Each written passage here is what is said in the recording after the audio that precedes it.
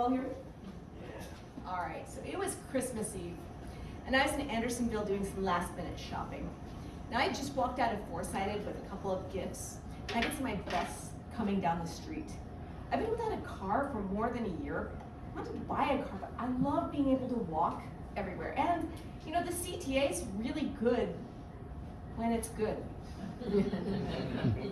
More than once, I've been waiting for a bus, and I can see 3 buses going in the opposite direction, which is a sign that I should start walking. So when I saw the bus coming towards me, I was kind of joyous, and I was like, where is it? I had my bags, and I started running up the street to the next bus stop. They're like, where is it? Where is it? And my foot caught an uneven sidewalk, and I tripped and fell hard. Now, I thought I could recover. I was like trying to put my arms out, but I had so much momentum that this just simply pole vaulted my face into the sidewalk, and it hurt. As I laid on the sidewalk, I had 2 thoughts going through my head. 1, it's Christmas Eve. This is unacceptable. This can't happen. 2, oh my God, I've knocked out my teeth.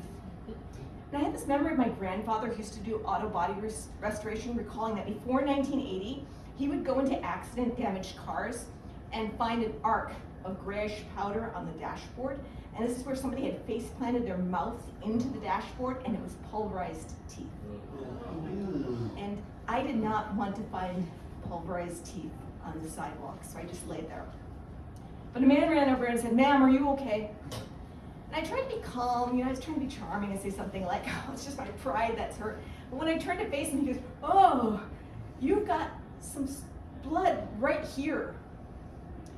Now, people helped me up, and I stumbled into a nearby restaurant. The server gave me a handful of napkins and a bottle of water, and I sat down facing out the window, which is probably not the best idea, considering that I was bleeding and I had bloody napkins all around me.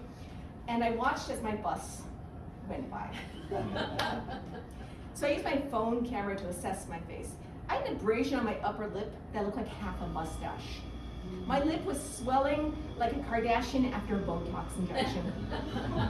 My teeth were there, but the ones under the abrasion were numb.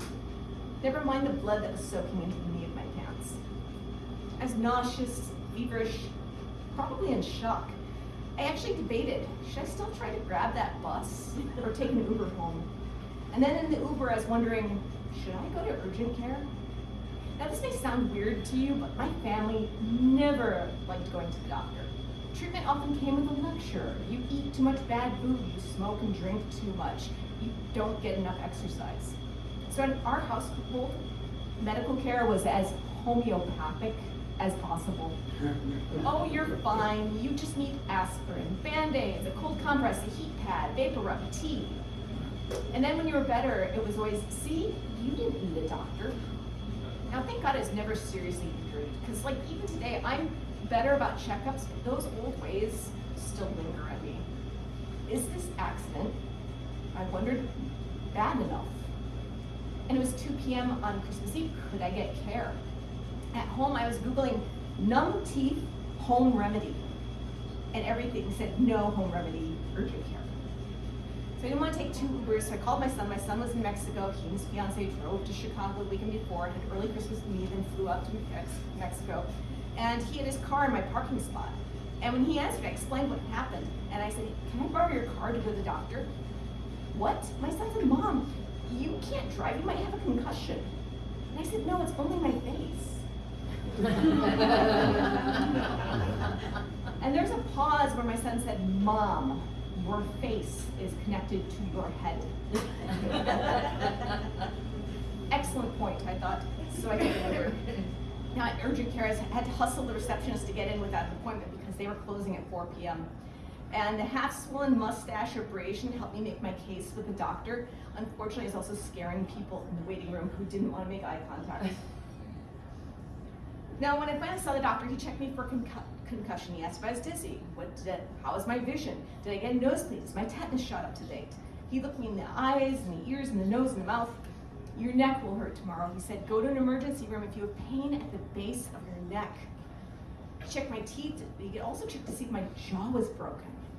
He said, "Everything looks okay, but go see a dentist as soon as you can." For now, stick to protein shakes, smoothies, and soup. So that's the last patient out of urgent care. And I thank the doctor for the antibiotic prescription, saying I can never tell when an injury is serious enough. And the doctor said, the human body is amazing, but you only have one, so you better take care of it. And that's resonated with me ever since.